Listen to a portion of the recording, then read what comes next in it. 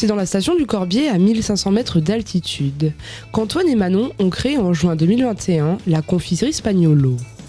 C'est dans un cadre magnifique, au sommet des montagnes, que ce jeune couple fabrique toutes sortes de confiseries. Un projet créé à deux, où Manon s'occupe de la vente et de la gestion, et Antoine de la production.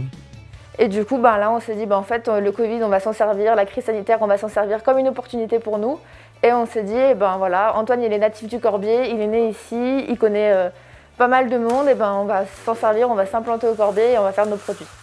Comparable à Willy Wonka, ce magicien de la sucrerie donne naissance dans son laboratoire à tout type de bonbons colorés. Un long procédé de fabrication qui débute par la cuisson du sucre à 150 degrés. Donc c'est pour faire des bonbons à la framboise. Donc plus tard on va rajouter d'autres choses à notre sirop pour lui donner du goût. Mais pour l'instant on va déjà s'occuper de faire fondre le sucre et de retirer un maximum d'eau dans le sirop pour éviter d'avoir trop d'humidité dans le bonbon. On a un piano qui envoie une très grosse puissance de feu. Je vais vous montrer un peu la flamme si vous voulez. Donc là ce que je fais c'est que je nettoie un petit peu mes bords de ma cuve pour éviter que mon sirop ne colore trop.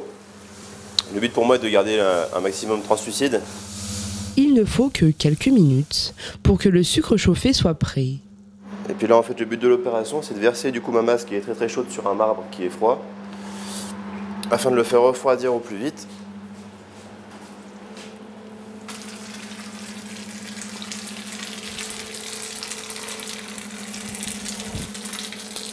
Une fois sur le marbre, Antoine va pouvoir ajouter les arômes naturels. Et puis je vais mettre un petit peu de violet également, comme ça va faire une couleur un petit peu pourpre. Et puis ensuite, je vais ajouter mon acide, alors c'est de l'acide tartrique. Donc tartrique pourquoi? Parce que ça vient du raisin. On peut apparenter ça à du sel pour la cuisine, c'est vraiment quelque chose qui va relever le goût du bonbon. Et c'est vrai que si on ne le ferait pas, on aurait un bonbon vraiment fade. Très rapidement, le sucre va refroidir et durcir à nouveau. Et donc là, je vais pouvoir en profiter du coup pour rabattre mes bords. Donc pour l'instant, je n'utilise pas de gants parce que j'arrive à choper les côtés bien figés, donc il n'y a pas de problème. Donc là, pour moi, le but, c'est vraiment de continuer de la faire refroidir. Vous voyez là la texture qu'elle peut avoir, la consistance.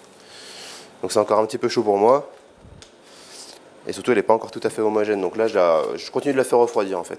Arrivé à 80 degrés, Antoine peut déposer le mélange sur une table chaude. Ça me permet justement de garder ma masse au chaud et surtout d'avoir le temps de passer toute ma pâte et de ne pas me faire avoir parce que ça refroidit très vite. Autant au début ça va bien se passer, mais à la fin, si j'ai rien pour la tenir au chaud, ça va recristalliser et je vais vraiment avoir du mal à la passer dans les cylindres. Pour donner vie à ces bonbons et leur forme finale, Antoine utilise un laminoir des années 1930, entièrement manuel. Disposant de différents cylindres, Antoine adapte la forme du bonbon en fonction de son goût. Quand on fait le bonbon à la violette, qui a pas mal de détails aussi, on n'arrive pas à se attraper. Donc c'est important de prendre le temps de faire le travail comme il faut.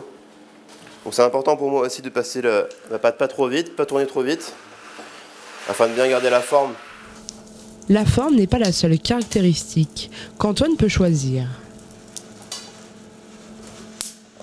Là, je vais te faire des bonbons un peu plus, on va dire, plus clairs. Et tu vas donner une couleur différente, seulement en incorporant un petit peu d'air dedans. Et à faire des bonbons roses brillants. Une fois cassés, Antoine va travailler les bonbons pour enlever les épaufrures. Pendant plusieurs minutes, il va brasser l'ensemble de la production dans un tamis, ce qui va créer de la brisure. Vous voyez les brisures qui tombent là. Hop, donc ça c'est vraiment ce qu'il y a entre chaque bonbon. Une fois la forme des bonbons parfaitement dessinée, Antoine va les introduire dans la turbine en cuivre pour le givrage. Donc voilà, qu'est-ce que je vais faire? Donc je vais appliquer un sirop sur mes bonbons, tout en les faisant tourner. Et donc le but c'est de créer une couche protectrice dessus. Et en gros ça me permet vraiment de conserver mes bonbons sur la durée. Pour terminer, les bonbons seront empaquetés par sachet de 170 grammes. Une confiserie qui propose une large gamme de produits. Vous retrouvez aussi nos confitures qui sont faites avec un pourcentage de fruits plus élevé qu'un pourcentage de sucre.